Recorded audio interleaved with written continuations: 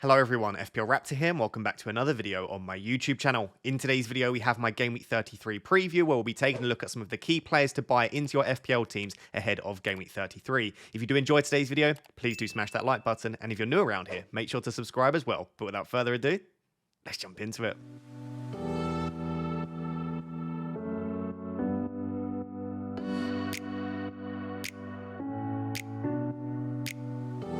So guys, we're going to start today by discussing goalkeepers, and I usually don't do this because it's not the most enthralling thing to discuss, because you're not about players that will go out there and get you a goal and an assist, maybe 20 plus points you can expect from outfield players sometimes, but goalkeepers are still very, very important. We've got 6 game weeks left, and I genuinely think there could be a spread of the very top scoring keeper, maybe outscoring some of the other ones by like 15, 20, maybe even more points than that.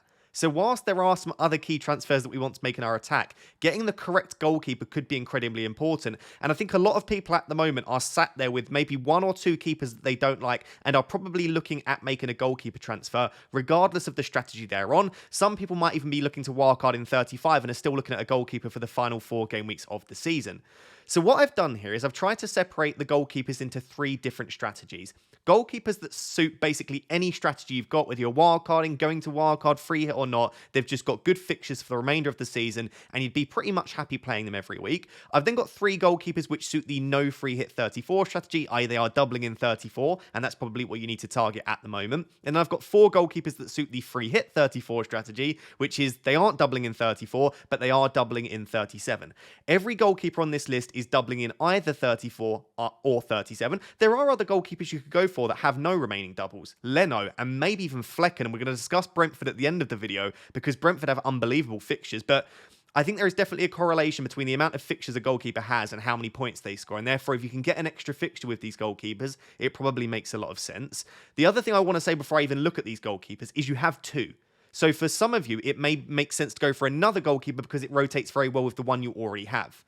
I'm just assessing it as who is the best goalkeeper to own in isolation, not obviously comparing it with who you also own alongside that.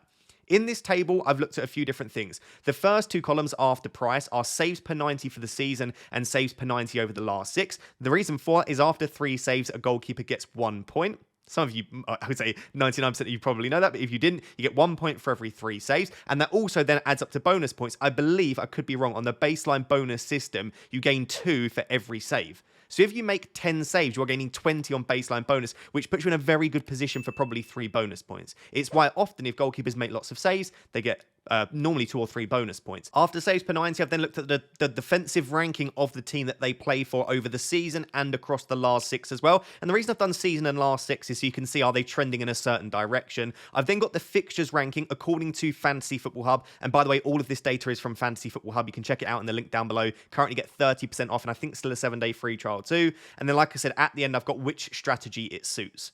So I'm starting with 3 goalkeepers here that have, I think, the fixtures to suit pretty much every strategy, which is Pickford, Onana, and Jose Sarr. Pickford and Jose Sarr double in 34 but do not double in 37. Pickford does not double in 34 but does double in 37. But the reason I think they suit every strategy is they have some pretty good fixtures in most game weeks, especially Pickford, I think, has probably arguably the best remaining fixtures. You can see here currently 3rd according to Fantasy Football Hub, but I would argue right up there as one of the best.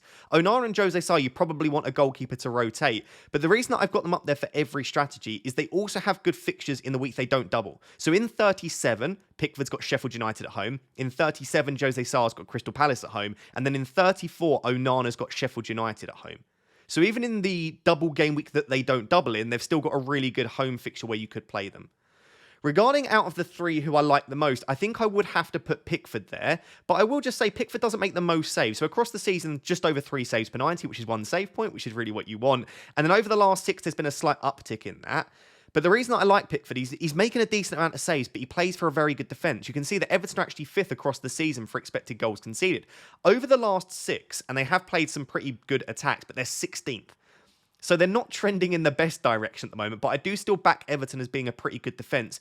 And with goalkeepers, it's about finding that balance. You want a goalkeeper that makes a lot of saves, but you also want a goalkeeper that plays for a defence that you want them to concede shots, but you don't want them to concede too many big chances, I suppose, and too much XG in a given game, because that will tend to lead to the clean sheet going.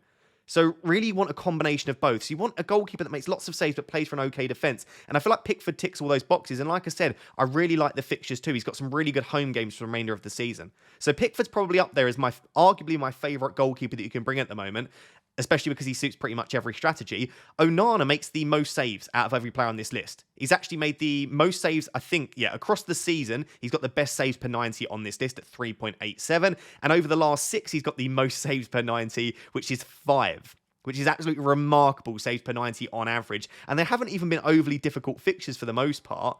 The issue that you've got with Onana is that Manchester United are just one of the worst defences in the league. Across the season, they are the 18th. They are 18th for expected goals conceded. So they are the 3rd worst defence in the league. Only Sheffield United and Luton are worse. And over the last 6, they are the worst defence in the league. So the issue you've got with Manchester United is Onana will make saves, but there aren't many clean sheets coming his way. And when you actually look at the double in 37, I don't foresee a clean sheet in either of those 2 games for Manchester United. So my issue with Onana, despite me looking at maybe bringing him in myself, is I don't think clean sheets are as likely as they are for Pickford. And then with Jose Sarr, I would argue overall the fixtures are probably slightly weaker if you have to play him every single week. But he's kind of similar to Pickford. He's not playing in an awful defence, as you can see, about mid-table across the season. But he does make slightly more saves than Pickford on average. So I think Jose Sarr could be a decent option, but considering that he's a little bit more money, slightly weaker fixtures, and a slightly weaker defence, I would probably just about prefer Pickford. But I guess if you want to go slightly different, I don't mind Jose Sarr. So I think those 3 goalkeepers suit every strat. Pickford would be my favourite. Onana does also suit the strategy we'll discuss at the end, which is if you are free hit 34, because obviously he does double in 37. Of course, if you're not free hitting in 34, whether you're saving it for later or if you've already used it, you are probably targeting a goalkeeper that doubles in 34, unless you've already got one. And I think, as well as obviously Pickford and Sarr, who both double in 34 themselves, I think Henderson, Neto, and Raya would be the 3 that are right up there for me. And to be honest, I like all of them. But arguably my favourite goalkeeper, if you're looking at 34 in isolation, because he's currently on my latest free hit draft, it's actually Henderson. We now know that Johnston's out for the remainder of the season, I believe, and Henderson's got pretty much everything, maybe even slightly better than Pickford. He makes a ton of saves. You can see here, across the season, 3.55, although he's not played that many games, and 4.33 saves per 90 over the last 6, which is only bettered by Onana. But he's playing in a very good defence again. Over the season, Crystal Palace are the 6th best defence in the league. Over the last 6, they're the 8th best. And fixtures-wise, not every week are their fixtures great, but they are up there with some of the better fixtures for the remainder of the season. They've got 2 home games in 34 as well. The only issue is 33 is not a great fixture against Liverpool, but if you can get away with not playing him in 33, I think Henderson is right up there. But especially if you are either free hit 34, have him in 34. If you're not free hit 34, but wildcard 35, i.e. you pretty much just need them for the double, I think Henderson ticks all the boxes that you would want from a goalkeeper. So at the moment, Henderson's probably my favourite goalkeeper because I'm free hitting in 34. Neto still needs consideration because, again, makes a hell of a lot of saves. You can see here, one of the top goalkeepers, actually second on this list for saves per 90 across the season. And he's still up there over the last 6 as well. And again, Bournemouth are just a pretty decent defence, but not too good that they're not still conceding shots. So I really like Neto. I think probably Pickford, Henderson, and Neto are the perfect 3 goalkeepers if you're looking at having everything. I would say on this list, if I was to say top 3 for having save potential and also clean sheet potential, is Pickford, Henderson, and Neto.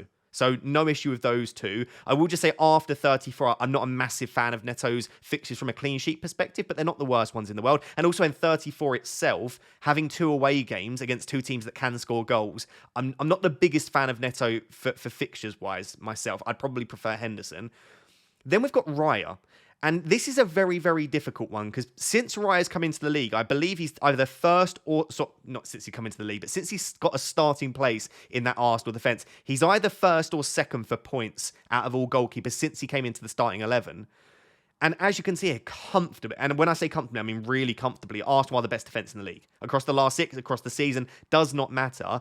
But Raya just doesn't make any saves. You can see here, it's actually beyond like Edison levels of how many saves he makes. So across the season, 1.48 per 90. So you could double that and you still wouldn't get a save point. But across the last 6, he's on 0.83. So he's just not making any saves. So he's a 6-point merchant for the most part because he's not going to get you bonus points really either because Gabriel and Saliba are really good for bonus points and also they score a lot of goals, Arsenal, so the attackers often get bonus. So for me, Raya's not a bad choice, right? He's going to get you lots of clean sheets. And clean sheets are more important than saves.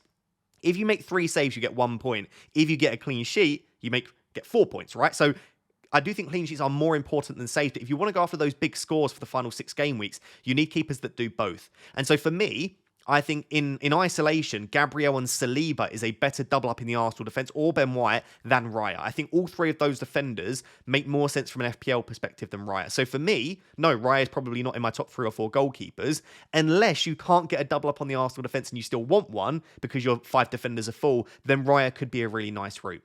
So I feel like the only reason I would go for him is if you can't get a second Arsenal defender in the outfield, because I just prefer Gabriel, Saliba and White. So that's no free hit 34. I would say it's Pickford, Sarr, Henderson, Neto, or Raya. For me, arguably is still Pickford, even though he suits every strategy. Arguably on the no free hit 34, I still prefer him. And then if not Pickford, I'd probably go for Henderson. So top 2 goalkeepers for that route, Pickford, Henderson. Then we get to the final strategy, which is my strategy, i.e. you are free hit 34, and therefore what you are looking for is a goalkeeper that plays in every week other than game week 34. Therefore, you don't need to look at all of these keepers that double in 34. You're more so focused probably on double game week 37, of which these 4 goalkeepers will double, and maybe also double game week 35, and also just looking at fixtures in and around that. So as I said, Pickford and Onana suit this strategy very well, because whilst Pickford doesn't double in 37, he plays Sheffield United, and Onana is probably right up there as one of the better keepers for this strategy too.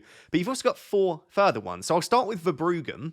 My issue with Verbruggen is across the season, Still and Verbruggen have rotated a lot. But more recently, Verbruggen looks very firmly first choice. I would love to know down below if you're a Brighton fan, what do you think of Verbruggen as an option? Do you think he is now fully nailed, or do you think there's still some doubt about how many minutes he'll get? I suppose my issue with Verbruggen is he's not making as many saves as some of these other goalkeepers. So across the season, 3 saves per 90, and across the last 6, 3 saves per 90. Very satisfying, but he's not regularly getting well above 3 saves points per 90, and therefore his bonus point potential isn't as high as some of these other goalkeepers. And with there just being some lingering doubts about his minutes, unless I'm completely wrong on this, and also just I'm not a massive fan of the double in 37. I think he could probably do slightly better than Verbruggen, but he is obviously very cheap and he offers a really nice route into that Brighton defence if you can't go there elsewhere. We then move on to Petrovic and Vicario, and obviously the great thing about Petrovic and Vicario is if they play the remainder of the season, and we'll discuss Petrovic in a second, then they do have 2 extra fixtures on top of some goalkeepers, and they do have the most fixtures for the remainder of the season because they double in 35 and they double in 37. So there is the benefit there. And as I said, with goalkeepers, there is definitely a high correlation between the number of fixtures that you have and the amount of points you get, because sometimes clean sheets can be very unpredictable, but you'll get the appearance points, you'll get the save points, and sometimes you don't even necessarily need clean sheets. Sometimes those extra appearance and save points can be enough to have you as one of the top scoring goalkeepers over a period. So I definitely like the fact that Petrovic and Vicario have extra fixtures.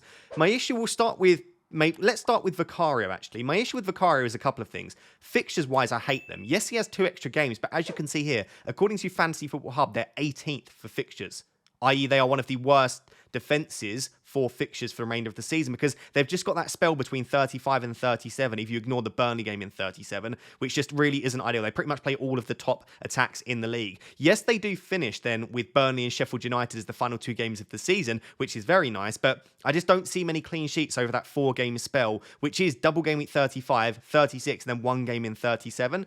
So my issue with Vicario, and even this week against Newcastle, I just don't see many clean sheets for Spurs. My other issue, very, very expensive. As well, he doesn't make many saves, as you can see across the season and the last 6. Vicario doesn't make over 3 saves per 90. And then if you add to that, you've also got Udogie and Pedro Porro, who have quite a lot of attacking threat. And obviously, they aren't much more expensive. Udogie's cheaper. Pedro Porro is a little bit more, but it's probably worth going for those. And if you did want to go cheap, you've even got Van de Ven. What is he, 4.4, 4.5? So I just don't see many reasons that you would want to go for Vicario. If he was making like 6 saves per 90 or something silly, then maybe you would, but he's just not for me personally, regardless of strategy.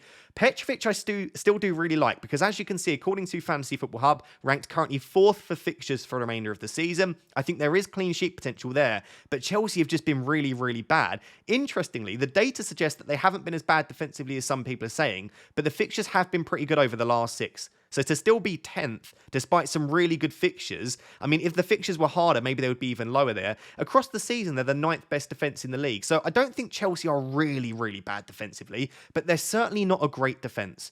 So yes, he's quite cheap. And yes, as you can see, across the season, he makes 3.55 saves per 90, but he's not playing for a great defence. And my major issue is he's dropped a couple of stinkers recently, and Chelsea fans are calling for Sanchez to be given a go. I don't think Sanchez is quite fully fit yet, but if he is fit soon, Could he maybe be given the nod in a couple of these games? Potentially. I still think it is Petrovic's place to lose. I think he still needs to drop one more big stinker. But if he does, do you want to bring in a keeper that's a potential doubt? I would say maybe now's not the time to bring in Petrovic. I think if you've got him, you can maybe hold on to him, or you could look to sell. But I'm not sure now would be the time for me to be bringing in Petrovic. And then we'll finish with Ederson. Still not started a game since coming back from injury. And I'm recording this after the Man City Real Madrid game. Didn't start in that either. I don't necessarily think he's lost his place, but are there some question marks around whether Ortega stays in net? He's been fairly good since coming in. I still think Ederson is first choice, and I probably do expect to see him back in the starting 11 against Luton. But again, in a similar way to Raya, but slightly more expensive, he's not making enough saves. And almost City's defence is slightly too good. His saves have definitely gone up, by the way. Over the last 6, 2.31. So he's starting to creep towards a save point. So maybe Ederson is more of an option than he has been in the past. And despite Fantasy Football Hub saying they're 13th for fixtures, they haven't added in the Gameweek 37 double. I think once you add that in, Ederson's fixtures do look a lot better. And the good thing about Ederson, whilst I said with Vicario, you've got Porro and you've Doggy and you've got other options that you can go for in defence. With Man City, it feels difficult because they can be so easily rotated. I think Ederson will start the remainder of the games. I suppose the issue is if the league is wrapped up, we know that Ortega can step back in. So maybe Ederson's not the perfect rotation-free option that he has been at points in the past. So really, putting that together, I don't like Verbruggen, Petrovic, Vicario or Ederson. I actually much prefer Pickford and Onana if you're on the 37 strategy. So I think at the moment, if I was wildcarding 35 to bench boost 37, or I could own 2 goalkeepers now to see me through for the remainder of the season on the free hit 34 strategy, I think it would be Pickford and Onana, believe it or not. And I also think that combination suits you really well for the remainder of the season. They rotate fairly well. They have good fixtures in every single week that you can play, and they cover you for both doubles. So there we go. I'll finish it there with the goalkeepers. I think all of the goalkeepers on here are good options. There are obviously some that I've not even mentioned. Flecken's a decent option. Dubravka/Pope could be a decent option. Most people will say, why isn't Dubravka on here? There are still beliefs that Pope will be back towards the back end of April. And so Dubravka might get you a few games. He may even get you Sheffield United and Burnley. But if he's then not available, or there's doubts around whether he starts both in the double in 37, you're then just booking in another transfer. So I just don't think, for me, given as well how bad Newcastle are defensively, although some slight improvements recently, I still just wouldn't risk it with Dubravka myself. So there we go. Let me know down below what is the goal combination you're going for, but also let me know the strategy that you're on, because obviously strategy does definitely decide which are the best goalkeepers to own. So guys, over the next 3 sections, I'm now going to discuss sort of comparisons, but also just players in general. So maybe you'll be looking to pick one of them, both of them, or none of them, but I think they are sort of worth discussing in combination. So we're going to do Luis Diaz and Darwin Nunez. We're then going to do Havertz and Odegaard, and then we're going to finish with Saka and Foden, despite both players looking like they might have picked up injuries towards the back end of the game. So we're going to discuss those 6 players next. And starting with Diaz and Darwin, I love both of these options. And I am, like I said, I'm free hitting in 34. And there is a decent chance that I own both of these. But before we even go on to discussing them, there is now the worry about Jota. So Jota is now back in training, full team training, by the way, at the worst possible time for us if we're looking to own Liverpool players for the next couple of game weeks, because Jota can play both on the left and through the centre. Gakpo has been pretty poor in recent weeks and months, and therefore I think if it was just Gakpo, I'd still feel pretty confident that Diaz and Darwin start the next 3 games in the Prem, or at least get very good minutes in them. But with Jota chucked in there, Jota is a seriously good player. And the other issue that we've got with Liverpool is they now have Europa League football too. So this Thursday they play against Atalanta. They've then got Palace on the Sunday, Atalanta on the Thursday, Fulham on the Sunday, and then Everton 3 days after that. So all of the games are coming very, very quick. Obviously, then West Ham a few games after that. But I think for most people that are looking at Liverpool assets, it's either on free hit 34 or they're potentially wildcarding 35. So I think for most, it's for the next couple. I will just say, though, I don't mind owning Liverpool assets for the remainder of the season. They've got everything to play for, and they are still one of the best attacks in the league.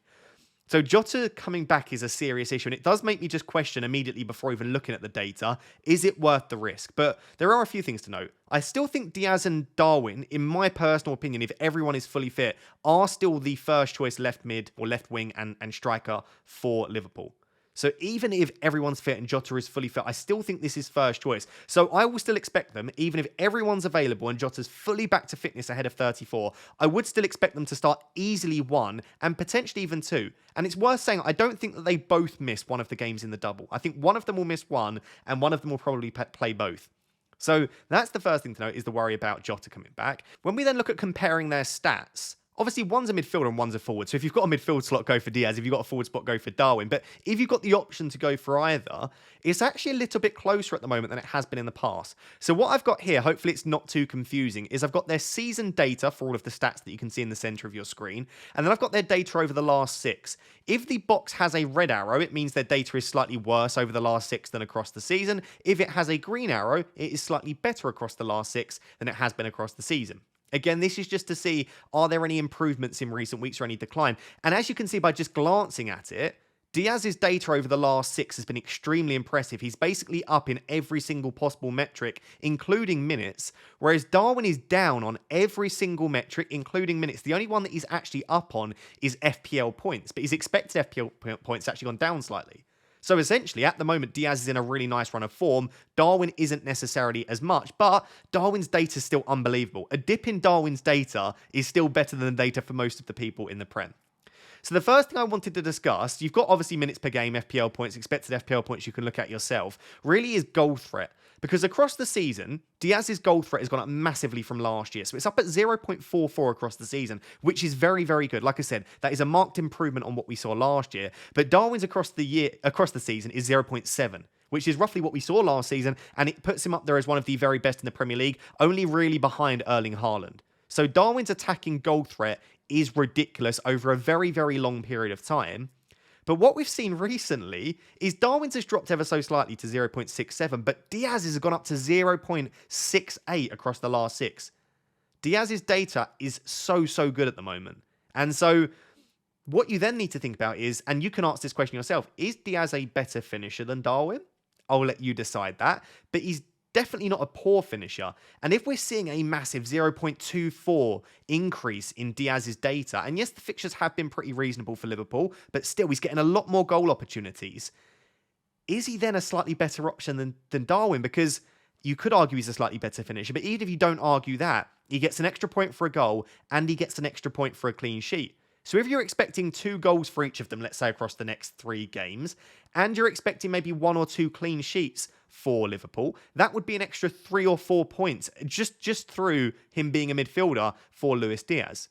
So there is a serious improvement in Diaz's goal threat. When we look at creativity, same kind of thing. Across the season, Darwin's actually more creative than Diaz. But when we look then across the last 6, there's been a bit of an improvement in Diaz's data, up to 0.22, and Darwin's has dropped down a little bit to 0.19. So I should just say, Darwin's data hasn't fallen off a cliff. It's just an ever so slight reduction. It's more so that Diaz's data just looks really, really good. And if you watch Liverpool as well, I would say, and I think everyone would say this, Diaz looks better than Darwin at the moment. When you watch the games, he's more involved, he looks a lot fitter, and he's just getting the ball a lot more as well.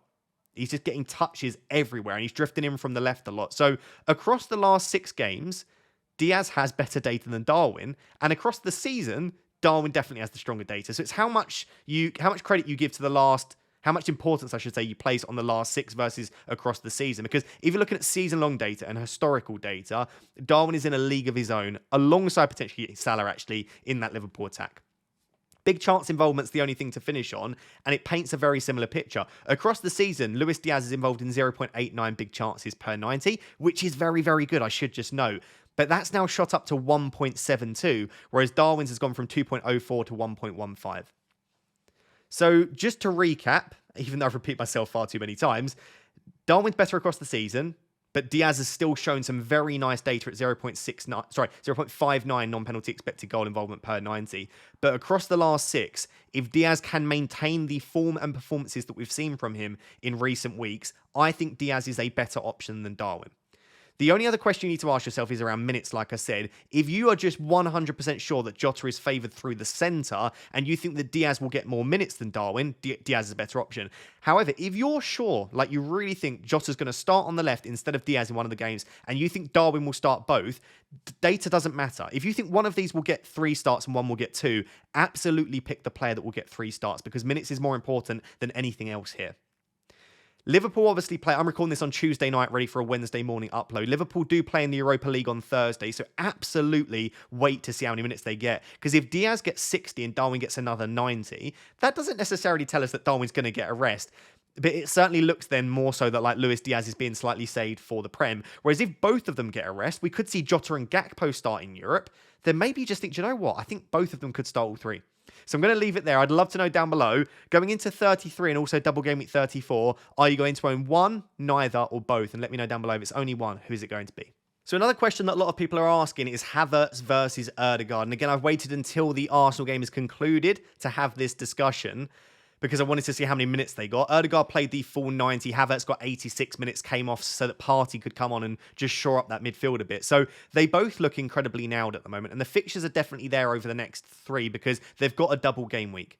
So I think for a lot of people that maybe only have one Arsenal defender and have Saka, they may be thinking, do I squeeze in double Arsenal attack? Because I should just note, the data definitely suggests you should go double Arsenal defence. Arsenal defence is unbelievable. And for their price, Gabriel and Saliba are still brilliant, brilliant value. And so is Ben White. And you could argue, even though I kind of disrespected him a little bit in the goalkeeper section, Raya is still an okay pick too. So if you are going objectively just based on data, I would go for double Arsenal defence. But there is an opportunity here because some people have double Arsenal defence. Villa are not a bad attack, and I would say Wolves and Chelsea could score. I don't think that they'll keep no clean sheets in the next 3 games, but if Arsenal only keep 1 clean sheet in the next 3, and Gabriel, Saliba, White don't get attacking returns, and you go for a double up on the Arsenal attack instead, and Arsenal average 3 or 4 goals per game, which they can absolutely do, we've seen this season, then maybe you could have the opportunity to jump rank. So I myself am looking at this on free hit 34, maybe going for double attack rather than double defence. And maybe the fixtures do suit that more, right? Aston Villa, like I said, a decent attack. Chelsea aren't defending well, but they're still scoring goals. And Wolves aren't a horrible attack. They've got some really decent options in their team, such as Sarabia and Hwang and Cunha as well, if he's available and fit. So, yeah, maybe double Arsenal attack could be an option. And so I think Saka is still up there as one of the best, even given the fact that he's always got these slight doubts around him. I mean, I'll discuss in the next section. He did look like he picked up an injury when... I'm not going to discuss the penalty here because I don't want to upset anyone. But when he made contact with Neuer, did look like he might have potentially picked up an injury, which we'll have to wait and see on. But regardless, I think Saka is still probably up there as my favourite Arsenal attacker. So it's, do you pair him with Havertz or do you prefer him with do you pair him with Odegaard? So if we're comparing the two of them and looking at the stats, it's definitely in favour of one of them, which you can maybe predict. So minutes-wise, I think they're both absolutely nailed on at the moment. My only concern with Havertz is with all of these games coming thick and fast, and Arsenal have a very, very packed schedule over the next few weeks. Could you see Havertz missing one of the Wolves or Chelsea game and then just playing Jesus as the number 9? You absolutely could. So I think if you are going solely based off minutes, despite the fact that Havertz has been having very, very good minutes recently, Odegaard is probably the one to go for. And that's why I'm thinking on free hit 34. Do I just go for the safer minutes? And I should know, Odegaard's also on penalties when Saka's not on the pitch. And Saka's not been on the pitch for 90 minutes a lot recently. So Odegaard's also a bit of a penalty taker. So minutes-wise, definitely Odegaard. Data-wise, it's Havertz, though. And as you can see, Havertz's data has actually improved across the last 6, whereas Odegaard's has actually fallen. We're seeing sort of a similar situation to Darwin and Jota, whereas Odegaard's seen a slight fall off. Havertz has really, really shot up. So starting with non-penalty expected goals, Havertz just has really decent goal threat. And the main reason for that is he's played large spells as the number 9 for Arsenal. But I do also just think he's more of a goal scorer than Odegaard. So Havertz across the season, 0.36 non-penalty expected goals. Across the last 6, up at 0.47. So very, very good there. Whereas Odegaard across the season, 0.16. Across the last 6, it's actually the only thing that's improved slightly, but it's still only 0.19. So if you were to try and explain what that means, it means across a 5-game period, Odegaard's expected to get 1 goal from open play, if you exclude the fact that he could take a penalty. So he's really not a goal scorer, Odegaard, and that's my main concern with him. He could get you 2 or 3 assists, but you don't want assists, you want goals. So Havertz definitely has the greater goal threat, and like I said, an improvement across the last 6. With expected assists, though, obviously Odegaard is the more creative player, but this has actually plummeted a little bit recently. So across the season, 0.28. I should just note, that's not that great, by the way. There are definitely more creative players in the Prem, but across the last 6, it's now down at 0.2, whereas Havertz, across the season, 0.11, and it's shot up to 0.15.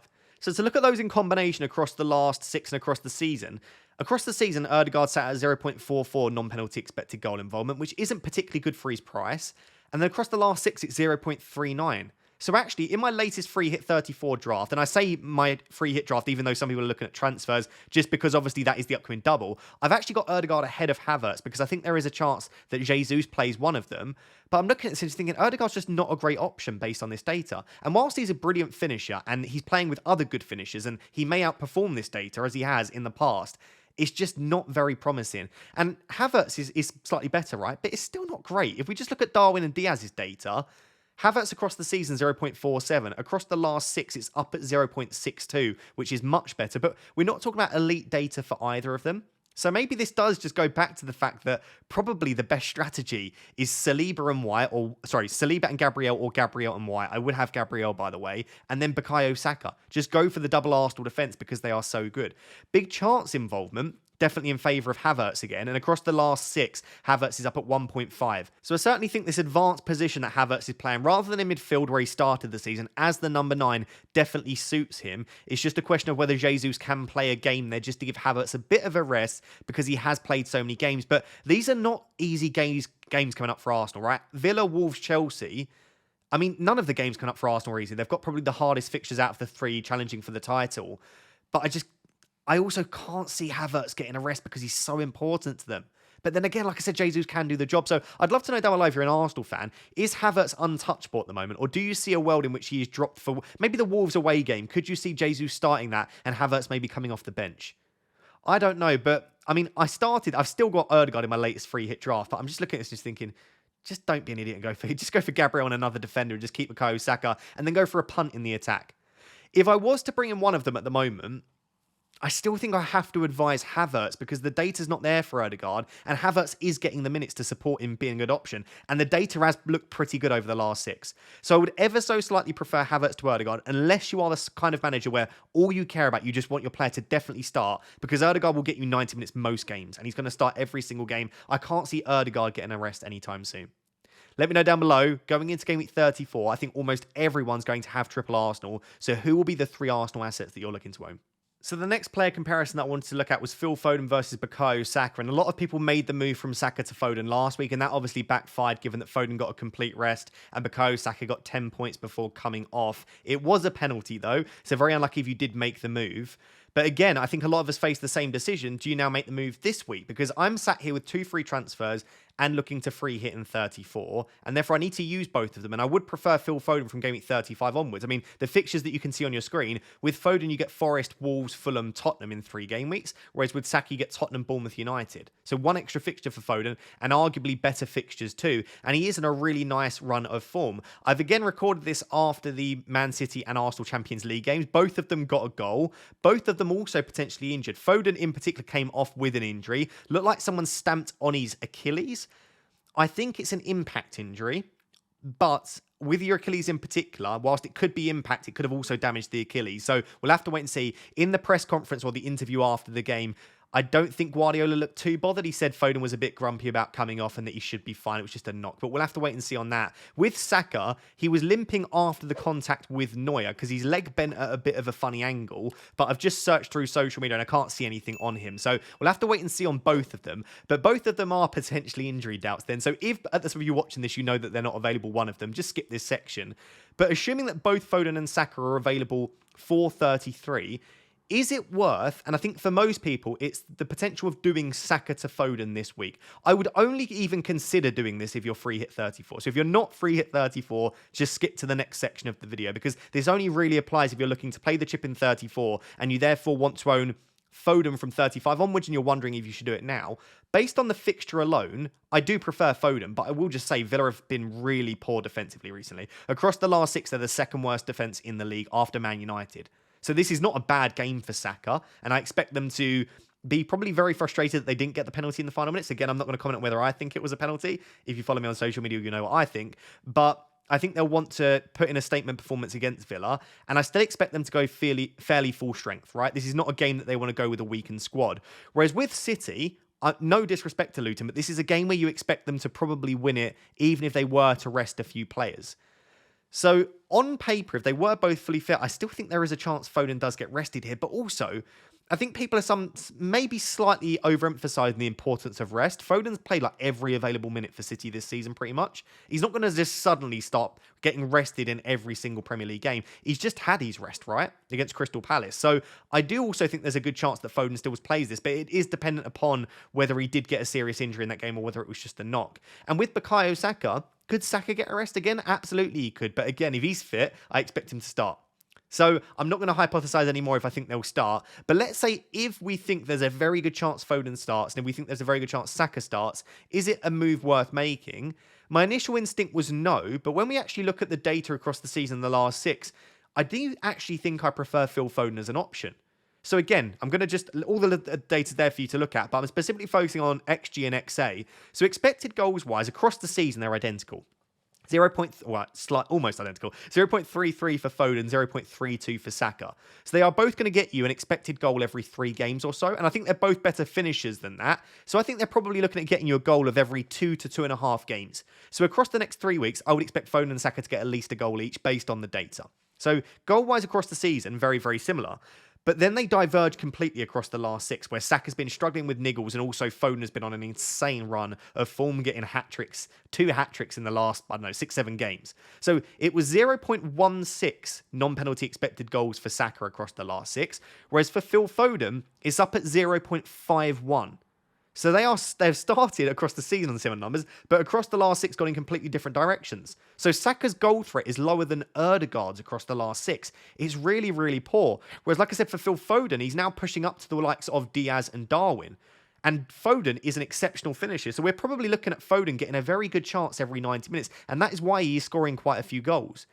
Creativity-wise, both of them have improved their creativity in recent weeks, but Saka is definitely the most creative of the 2. So across the season, Saka has more creativity, and across the last 6, Saka also has more creativity, but Foden's is creeping up there as well. And what Foden is now sat with across the last 6 is 0.82 non-penalty expected goal involvement per 90. I mean, yeah, Foden is just at the moment a better option than Saka. And the other thing to note, if we look back at the top of these graphs, these tables, Foden's minutes have just been much better than Saka's as well. 84 minutes this is per start, I suppose, per game for Foden, whereas it's 70 for Saka. Saka's getting a lot of early subs.